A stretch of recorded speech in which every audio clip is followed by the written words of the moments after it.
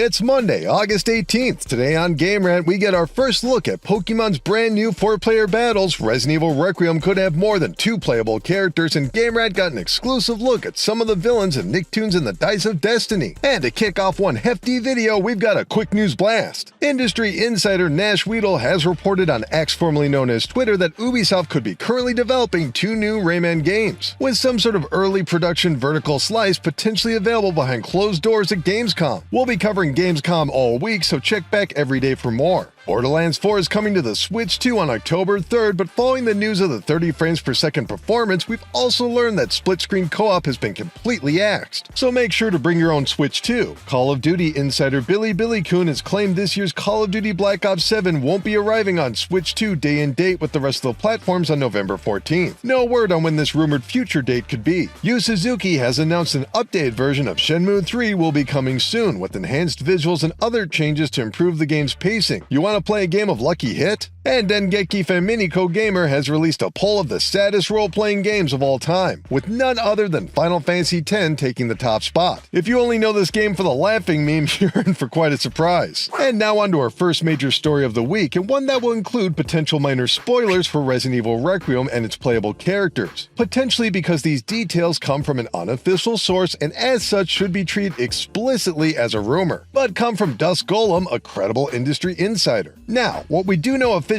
is Resident Evil Requiem is set to star newcomer Grace Ashcroft, an FBI investigator sent to the remains of Raccoon City, previously her home before the zombie outbreak and intervening military action snuffed it out of existence and the history books. But Grace is still haunted by memories of her mother, which will presumably be revealed as the story continues. But according to Dusk Golem, quote, "As more of the game is revealed, I'm 100% sure that other Resident Evil diehards will have the same, that's oddly like the Revelations game's reaction/thoughts on several occasions." End quote. And when pressed on if it would continue that sub-series tradition of multiple playable characters, they replied, quote, "Leon and Grace, a little Alyssa, but that's really it." End quote. Alyssa Ashcroft has actually made several lesser appearances in the Resident Evil series, including the long-dormant Outbreak Online series. What other Resident Evil characters are you hoping will show up in Requiem? Mark me down for Barry Burton. Nicktoons and the Dice of Destiny is all set to drop next month on September 30th, but we're still learning new details all about who users will play as and against. As we can reveal in this exclusive trailer, new crossover villains from Nicktoons history will be joining, including Angelica Pickles from the Rugrats series, the ghostly Ember McLean from Danny Phantom, and the formidable Katara from Avatar: The Last Airbender. Nicktoons and the Dice of Destiny is a mashup of popular characters like SpongeBob SquarePants and Timmy Turner with his Fairly Odd Parents Cosmo and Wanda, as they journey together in an isometric point of view, battling enemies and collecting loot. That's right, this is a multiplayer Nicktoons dungeon crawler in the same vein as Diablo, except you'll be using the abilities of familiar cartoon characters to cast spells and slash enemies. We'll certainly find out more when the game launches on the Nintendo Switch, Xbox Series S and X, and PlayStation 5, as well as Windows PC. Which characters would you like to see as playable? I'd say the dad from Fairly Odd Parents. Chat back in the comments below. Schedule 1 has updated its beta version, adding new features and addressing several technical issues. It should be noted, though, this beta is not the same as the early access version, although it can be accessed by opting into a purchased copy. As we reported last week, a graffiti system has been implemented, but we've since learned how it will operate as a mechanic with the new rival cartels. While the cartel cooldown has also been adjusted, players will be able to keep out competitors by literally marking their territory with the new spray paint item. Other improvements include numerous graphical issues which cause sudden pop-up when entering new areas, as well as mechanical adjustments for pickpocketing the police and a reduction across the board for the resale multiplier for weapons. Yep, it's a pretty crazy game. Have you tried out the new graffiti system? What's your tag? Spray back in the comments below.